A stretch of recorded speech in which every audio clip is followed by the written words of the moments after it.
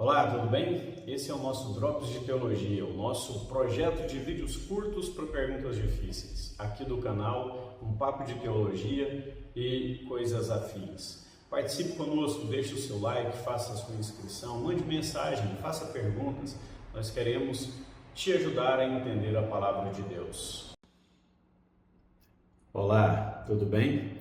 Nós estamos aqui para mais um vídeo do nosso quadro Drops de Teologia.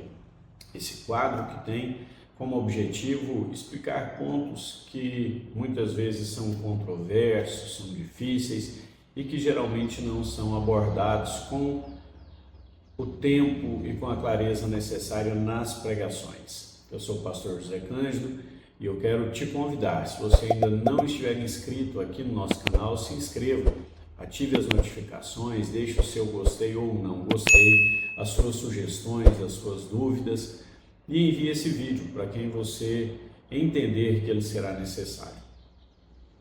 E como sempre nós temos feito, embora muitas vezes alguns temas abordados aqui já tenham sido abordados por vários outros pastores, teólogos na internet, eu quero hoje abordar um tema que é: cristão pode ouvir música do mundo? Ou um cristão pode ouvir música secular? Primeiro, como você percebeu, eu usei dois termos diferentes, porque geralmente o que a gente escuta nas igrejas é a expressão música do mundo. Geralmente é isso que nós ouvimos. Raramente nós ouvimos alguém falar em música secular, não é? Embora esse, na minha opinião, talvez fosse o termo mais correto. Mas um cristão pode ouvir música secular? Um cristão pode ouvir música que não seja uma música gospel, uma música evangélica, uma música de dentro da igreja? O cristão que escuta esse tipo de música peca? Então nós queremos abordar isso aqui com você hoje. Primeiro eu quero te dizer que é importante a gente entender o que a Bíblia diz e a partir da Bíblia nós entendermos e avaliarmos as nossas condutas e as doutrinas que nós decidimos seguir. Por quê? Porque para nós que somos cristãos evangélicos, reformados ou não, o que vale para nós é o que diz a Escritura. Se as Escrituras disserem para nós que nós não devemos fazer alguma coisa, então não há discussão. Se as Escrituras não disserem que não devemos fazer e se calarem completamente, nós devemos analisar com base nos textos bíblicos, no geral do que a Bíblia diz, se devemos ou não. E existem certos assuntos que a Bíblia não proíbe de forma categórica e nem por inferência nós iremos conseguir proibir. A Bíblia mudou? Não. Mas existem doutrinas que, talvez por muito temor daqueles que estavam à frente de determinadas denominações, foram impostas e que nós precisamos avaliar. Hoje nós temos uma qualidade musical dentro das igrejas evangélicas que, sinceramente, supera em muito a qualidade musical de pelo menos aí uns 60%, 70% da qualidade musical das músicas seculares. Nós temos excelentes músicos, excelentes musicistas, nós temos excelentes cantores, cantoras. Em todos os ritmos, nós não precisamos buscar na música secular um determinado tipo de música que nós, provavelmente, já gostamos de ouvir. Agora, deixando de lado essa consideração, vamos abordar o tema. A música secular é pecado? Bom, eu fiz algumas anotações aqui que eu considero importantes. E eu considero também que os líderes, os pastores, os líderes de grupos, eles devem ter consciência do que eles estão falando, não só em relação ao que eles estão estabelecendo como o que é santo e o que não é santo, o que é profano, quanto também aquilo que eles estão impondo sobre, principalmente sobre os jovens. E aí eu quero começar te dizendo que na Bíblia, no texto sagrado, nós temos vários exemplos de músicas seculares. Pois é, não se assuste, nem se escandalize, mas nós temos vários exemplos de músicas na Bíblia que não eram músicas religiosas, que não eram músicas voltadas a Deus. E talvez um dos exemplos mais claros que a gente tem aí, que certamente você, ainda que não seja um leitor talvez tão assíduo da Bíblia, você vai se lembrar, é a famosa música das mulheres para Davi. Isso está escrito lá no primeiro livro de Samuel, no capítulo 18. Lá diz que quando Davi e Saul estavam voltando da guerra, as mulheres começaram a cantar pela vitória. E na letra da música elas diziam que Saul matou milhares, mas Davi matou dezenas de milhares. Essa é uma música secular, onde essa música está enaltecendo diretamente o nome de Deus. É um exemplo de música secular. 2 Samuel, capítulo 19, versículo 35, nós temos outro exemplo. Mateus, capítulo 11, versículo 17, Jesus fazendo citação de um texto e aplicando o texto, Jesus diz que as crianças estão cantando músicas. Jesus não está dizendo ali de músicas que eram cantadas dentro do templo. Jesus está dizendo de músicas que as crianças estavam cantando nas ruas. Paulo, lá na primeira carta aos Coríntios, no capítulo 14, Paulo faz menção de uma música secular, que era uma música militar. E se a gente pensar um pouco mais, por exemplo, em Gênesis, nós vamos ter a história de um homem chamado Jubal. E a história desse homem, lá em Gênesis capítulo 4, diz que Jubal é o pai de todos os que tocam harpa e flauta, porque foi ele quem desenvolveu os instrumentos. E aí, todos que tocam harpa e flauta dentro da igreja são descendentes de Jubal? Porque Jubal era um descendente de Caim. Percebe? Então, nós vamos ter exemplos na Bíblia de músicas seculares. Primeira coisa importante aqui para nós pontuarmos. Segunda coisa que eu quero pontuar com você, e isso está no texto Levítico, no capítulo 10, dos versículos 8 até o versículo 11, do versículo 8 ao versículo 11, nós precisamos entender que aquilo que é sagrado é diferente do que é profano. Sagrado e profano são opostos, mas sagrado e secular não são opostos. Lá no texto de Levítico, esse texto que eu citei, de Levítico capítulo 10, está muito claro que para os sacerdotes havia um peso muito maior em relação à doutrina do que em relação ao povo. Então, o que eu quero dizer com isso? Que é óbvio que você não irá tocar dentro da igreja, num momento de culto, uma música secular. Não tem o menor sentido você levar para dentro do culto uma música secular. Por quê? Recentemente nós vimos aí que um pastor tocou uma música sertaneja no culto e disse que aquela música era cristã. Eu discordo plenamente, tanto da afirmação quanto do uso. Por quê? Porque a música não foi composta com aquele objetivo. A composição da música fala da relação entre um homem e uma mulher. Então nós temos ambientes, e nós temos um ambiente onde o que é sagrado deve ser valorizado, e ambientes onde você não precisa necessariamente só utilizar aquilo que está enaltecendo o nome de Deus. Não estou te dizendo que você deve usar o que é profano, nós vamos falar disso um pouco à frente. Mas o ambiente do culto é um ambiente para música que glorifique a Deus ou que promova a comunhão entre os irmãos.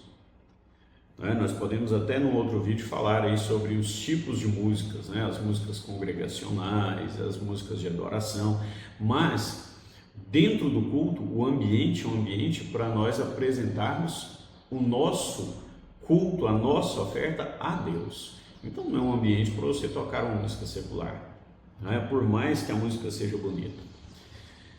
Há também uma diferença que nós devemos considerar: o que é secular e o que é mundano. Secular vem da palavra século. Então, o que nós entendemos como música secular é a música que está sendo feita naqueles dias, a música que está sendo feita nos nossos dias. Essa é uma música secular. Agora, existem músicas feitas no nosso século que são extremamente mundanas. Mundana aqui no sentido de estar debaixo do governo do mundo, dos valores do mundo. Essas músicas você não deve ouvir. Aliás, eu até acho que até quem não é cristão não deveria ouvir. Mas se você é cristão, você não deve ouvir. Eu também vou abordar isso um pouco à frente, com um pouco mais de profundidade. Outro aspecto importante que nós precisamos entender é que a música ela é composta por elementos. E esses elementos, eles não são religiosos ou seculares, eles são da música. Então, quando eu falo, por exemplo, de harmonia, de melodia, de ritmo, de andamento, de timbre, eu estou falando de elementos da música. Esses elementos, eles estão presentes em qualquer música. Quando eu falo de timbre e eu estou tocando uma música utilizando, por exemplo, um piano, esse timbre vai ser o mesmo se eu estiver tocando, por exemplo, lá do Vitorino Silva, do Tito, do Álvaro Tito, ou se eu estiver tocando Sonata ao Luar de Beethoven. O timbre não vai mudar, não é? Porque eu estou usando o mesmo instrumento. A dinâmica da música, a energia que é colocada na música também.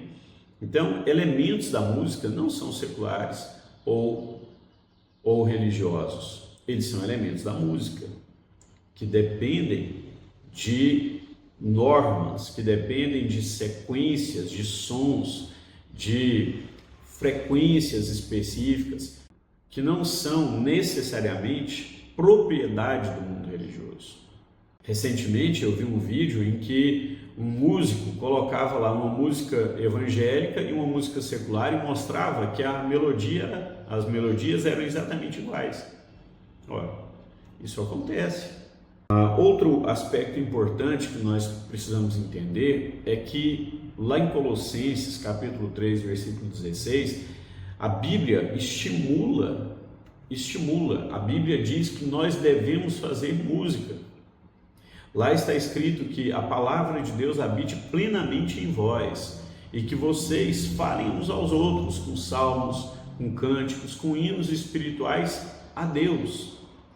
Então, a forma de edificarmos uns aos outros dentro da igreja, ela passa por esse caminho da arte, por esse, eu diria, subgrupo da arte que é a música. Agora, a música para edificação entre irmãos não é uma música secular, porque o texto de Colossenses 3,16 nos diz: com cânticos, hinos espirituais a Deus. E aí nós chegamos ao principal ponto do nosso vídeo. Eu selecionei 2 teólogos, filósofos, para fundamentar o que eu quero te dizer.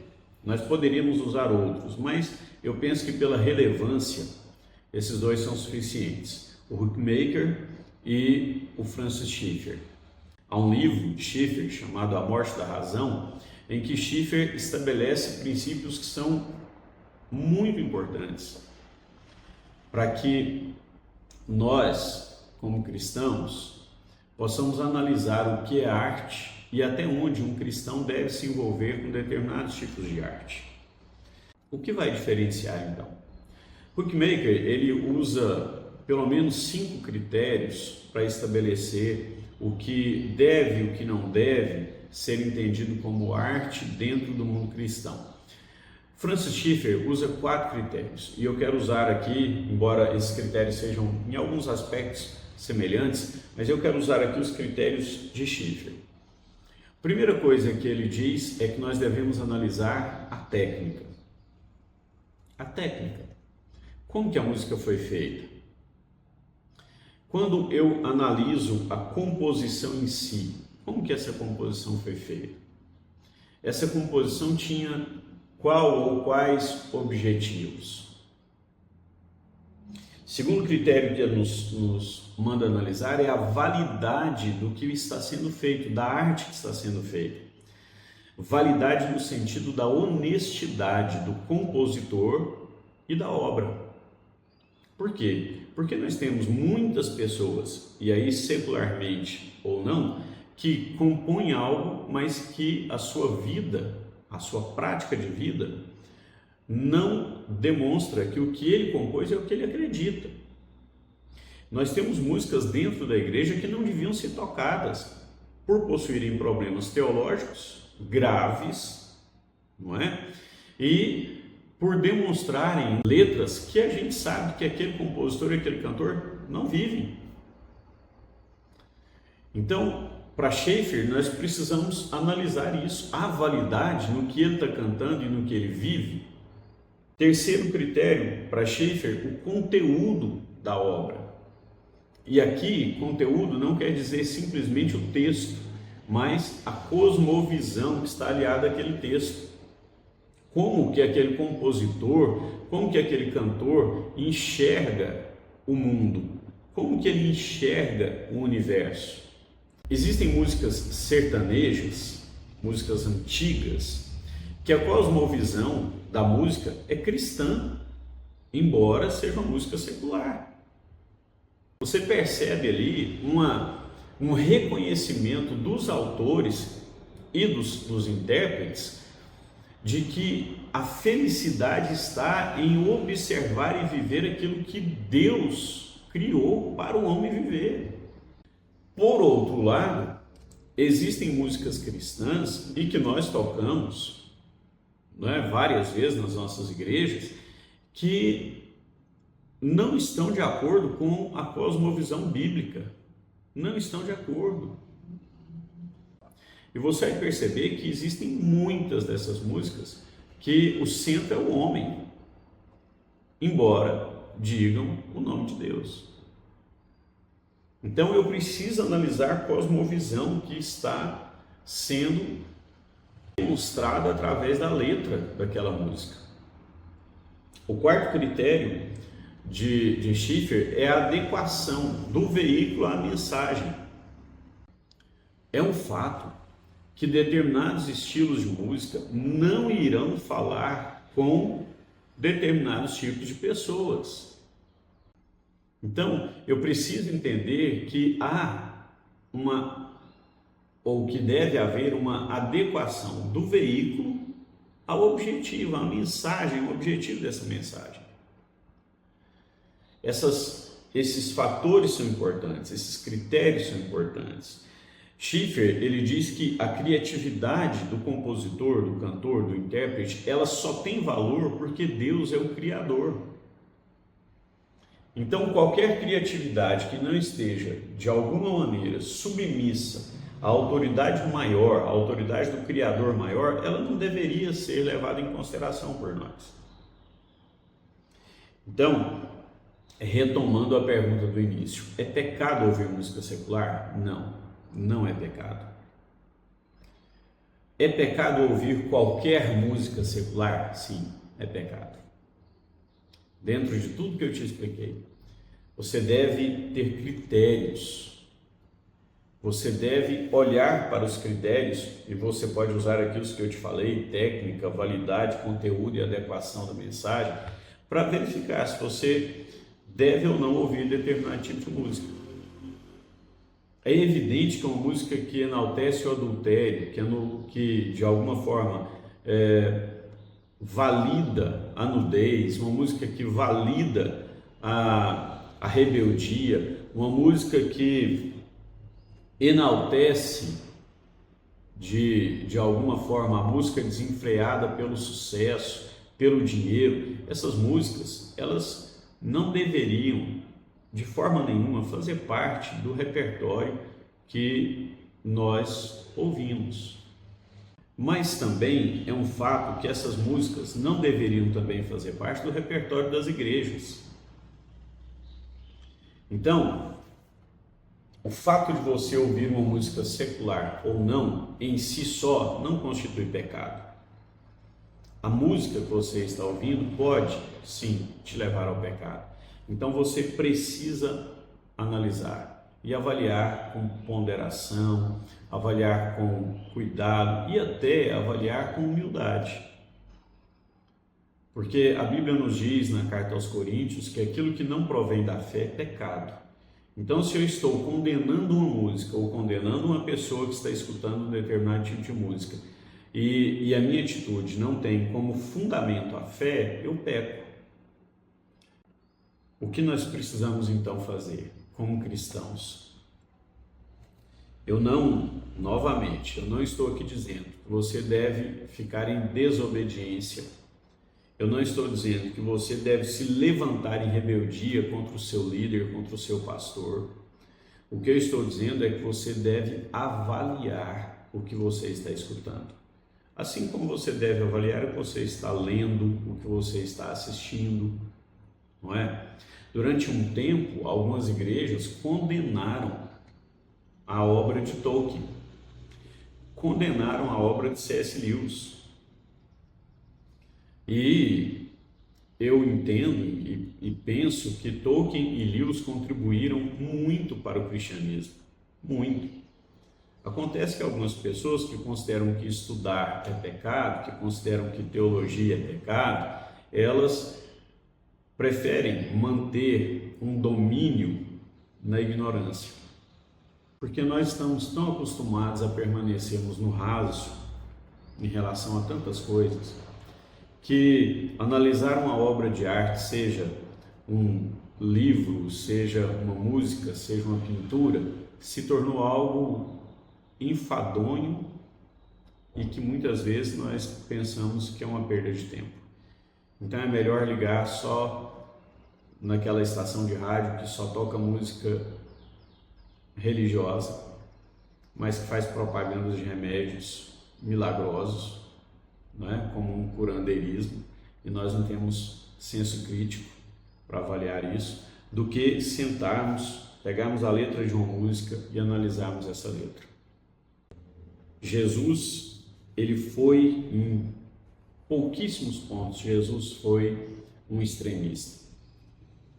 Mas se você analisar os textos dos evangelhos, você vai perceber que sempre que Jesus foi até um ponto extremo, ele foi em nome do amor, em nome do zelo e do amor por Deus. E esse deve ser o nosso critério. Que Deus te abençoe. Até o nosso próximo vídeo.